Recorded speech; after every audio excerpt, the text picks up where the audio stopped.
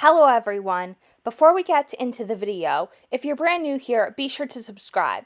Also be sure to leave a like to support the channel. Let's begin.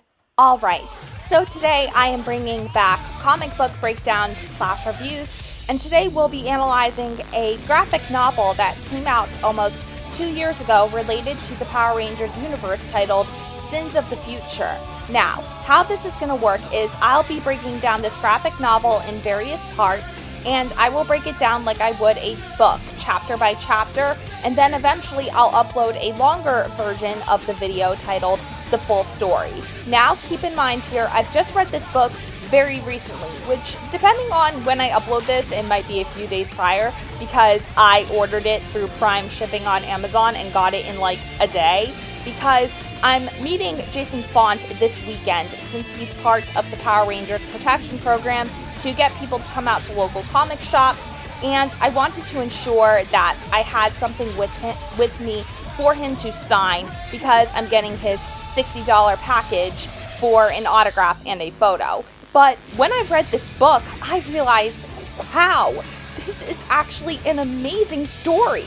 And even if you never saw the Time Force television series for Power Rangers, I still recommend reading it. Though it would help to go and watch the Time Force season first, because if you don't, chances are you're gonna get confused. This is a book that requires you to know the source material before you dive into it, because this picks up sometime after Time Force is over. And for those of you who never saw Time Force, I'm gonna need to break down a few things here, because basically, Time Force starts off in the year of 3000, yes, like that Jonas Brothers song, Year 3000. He told me he built a time machine, like wanted to film a scene, yeah. He said, I've been to the year 3000, and not much has changed, but they lived underwater.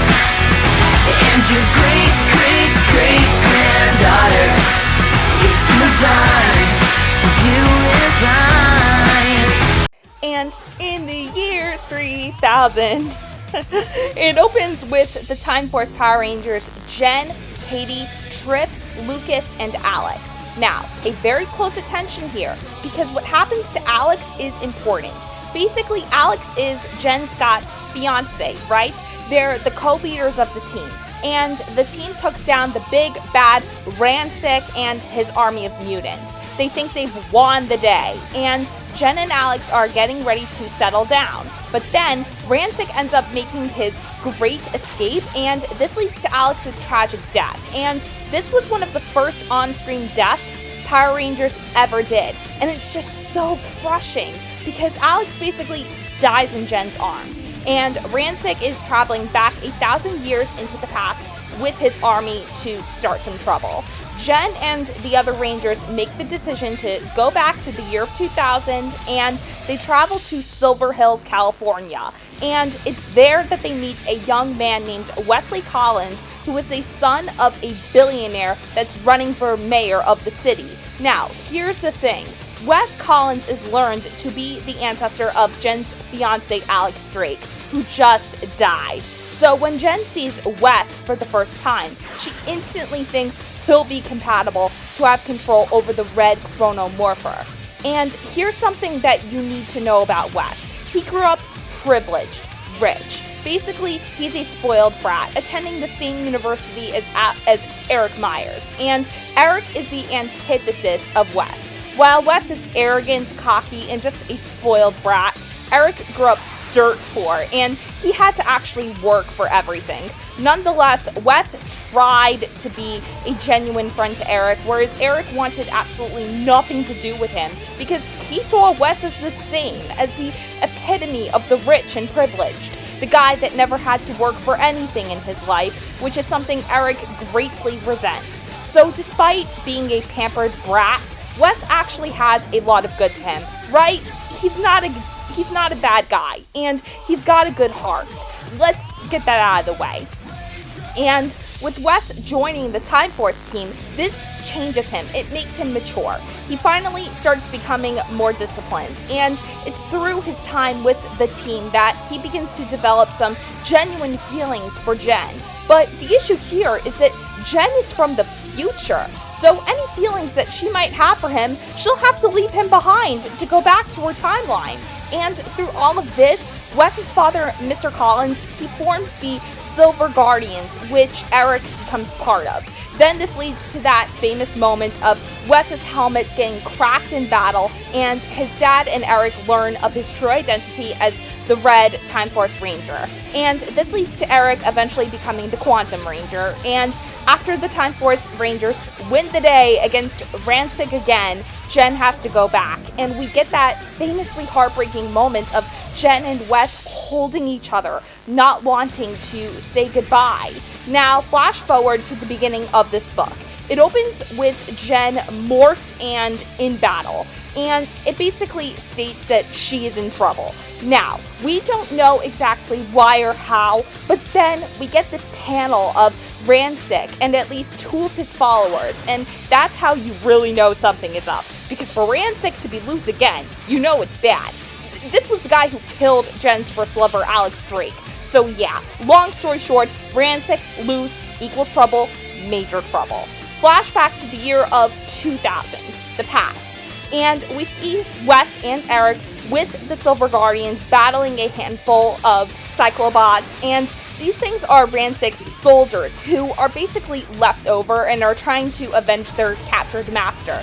Now, basically, Wes and Eric are trying to get these things to stand down, right? And Wes, who is still his cocky old self from the beginning of the show, I mean, you can't expect him to change too much, right?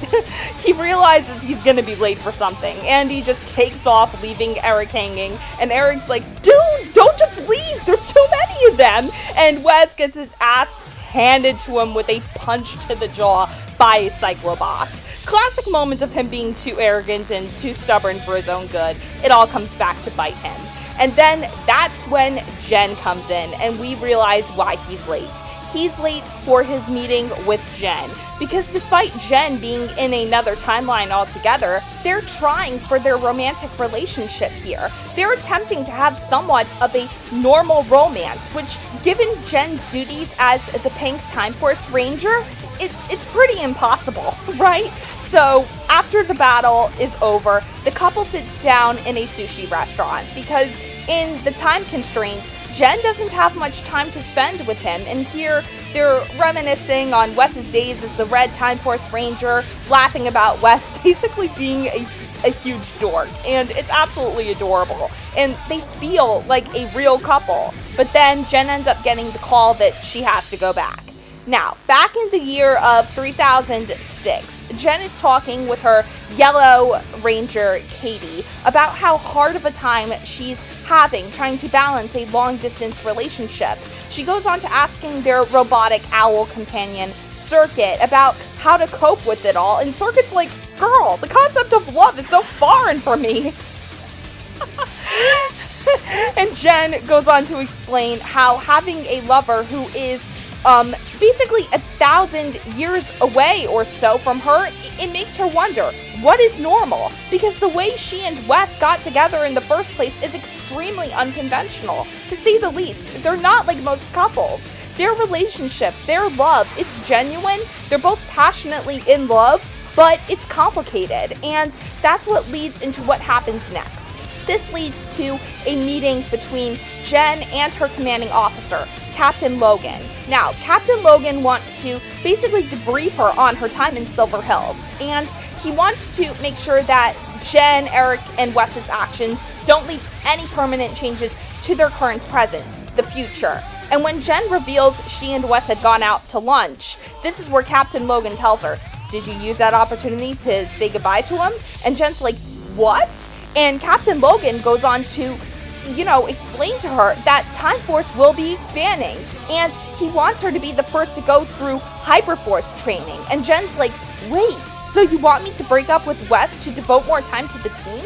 And Captain Logan goes, no, not exactly. What needs to happen is we need to wipe Wes's memory so he won't have any knowledge of the future. Now, this is very important because Wes and Jen's relationship in Power Rangers is they broke all the rules. They broke the laws of time itself when they fell in love. And Captain Logan points out, Wes technically died 900 years ago, Jen, and by you keeping a relationship with him like this, what could happen as a result?